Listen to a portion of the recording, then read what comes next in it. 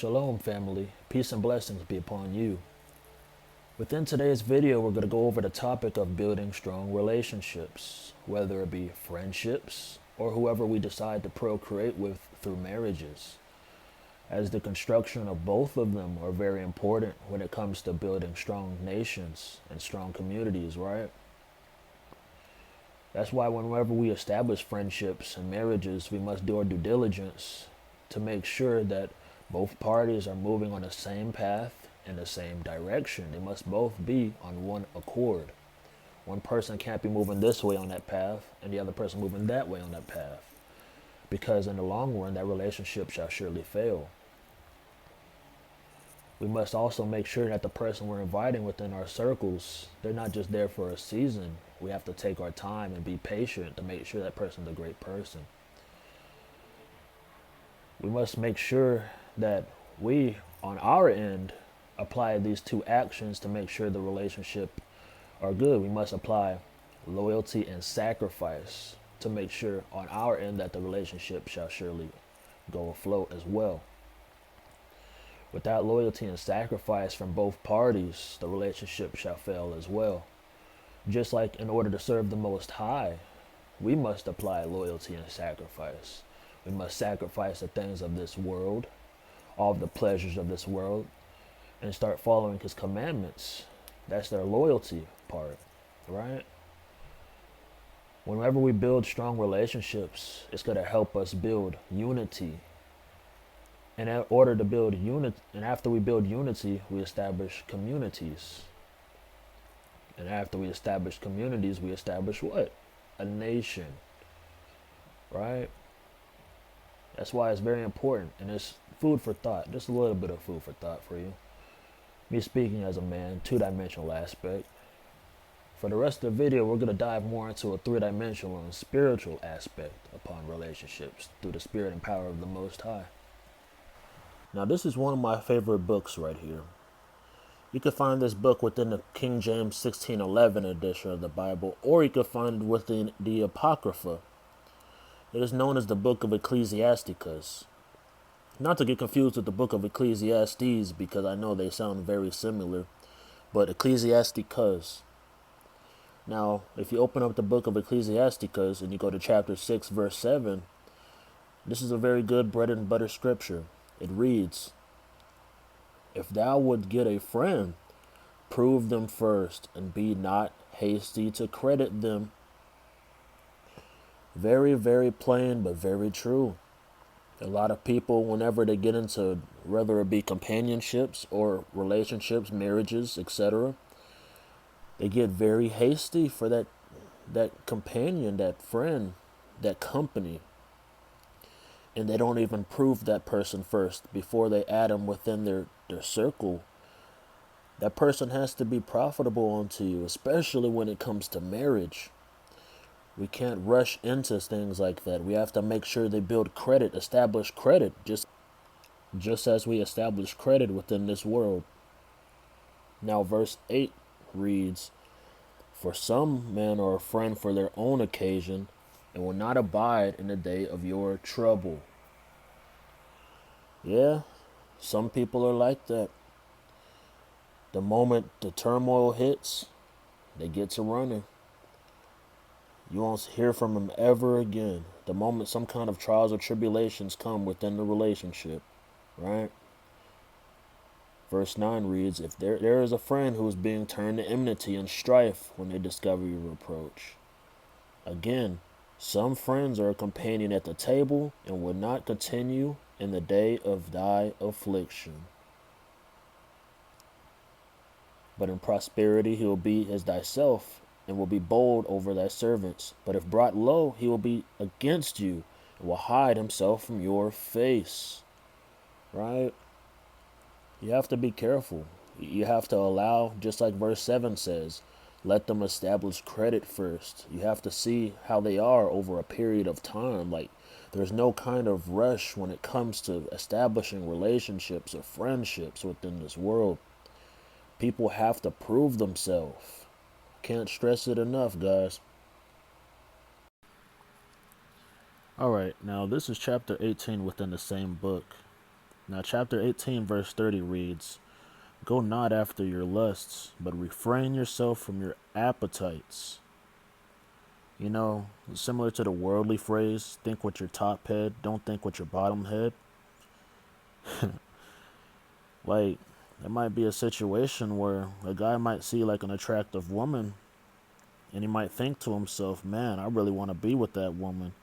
And in reality, he hasn't even took the time to spiritually dissect that woman. All he's been looking at is her physical traits, everything within the flesh.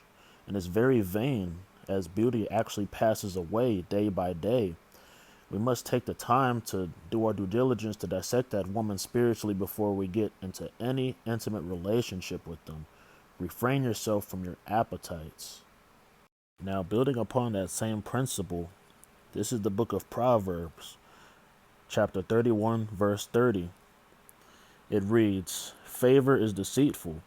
Now, this word favor can also translate as charm. Now, charm is deceitful and beauty is vain, but a woman who fears the Lord, she shall be praised. Right? As a man of the Most High, a God-fearing man, you're going to also want a God-fearing woman. As Amos 3 and 3 reads, two cannot walk together unless they be agreed.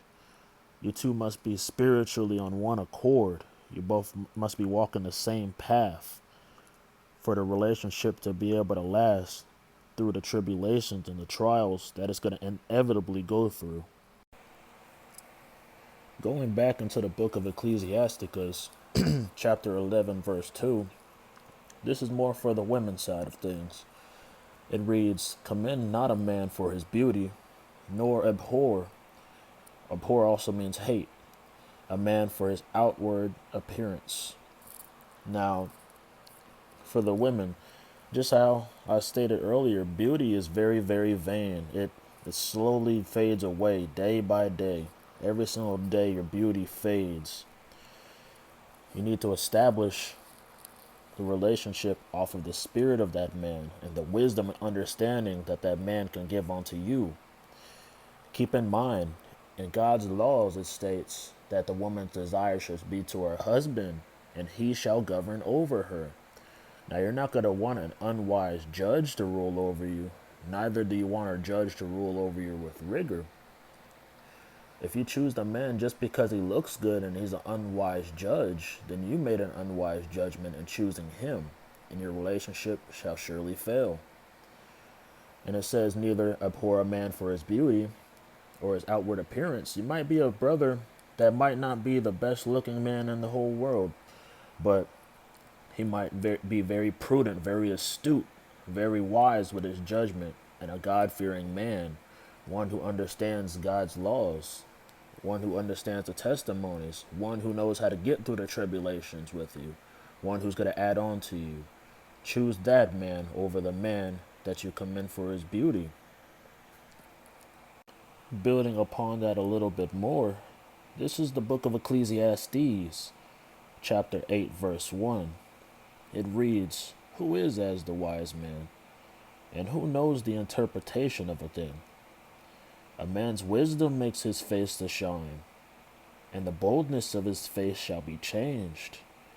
You know, just like I said, the man's wisdom, the man's knowledge, his understanding, as beauty slowly passes away day by day, as we age, our wisdom, our knowledge, our understanding, our ability to have three-dimensional forethought of things is going to cause our overall appearance to shine as a man. That's what the woman should be looking for to begin with, is for a man's wisdom. Not his looks, not his material possessions, but his spiritual possessions, his ability to perceive things on a high three-dimensional level. All right, family. In conclusion, we must have patience as we construct our relationships. Both parties must be very mutual when it comes to their understanding within each other's spirit, more so than in flesh. And don't try to expedite or speed up the process either. Whenever we try to rush the process, it could cause you to make mistakes that could have normally been avoided if we had more caution. A relationship that is built upon a strong spiritual foundation is very similar to the parable that the Messiah gave within the book of Matthew 7 verse 24 of the man who built his house upon that rock, right? Any relationship built upon spirit is built upon a strong foundation. So whenever the strong winds of trials and tribulations try to put the beating upon that relationship, it will withstand the trials and tribulations. But a relationship built upon lust and fleshly desires can be likened unto the foolish man who built his house upon the sand. And when the inevitable trials and tribulations, the strong winds of it, put the beating upon his structure, it will fall, right? It'll fall. Because he put his motivations of his relationship in the wrong places. Whenever you put your motivations within the flesh or beauty, just as I said earlier within the video, beauty passes away daily. It's very vain. Just as lust passed away slowly after the infatuation phase. Make sure to like, comment, and subscribe. Share the video. And shalom, family.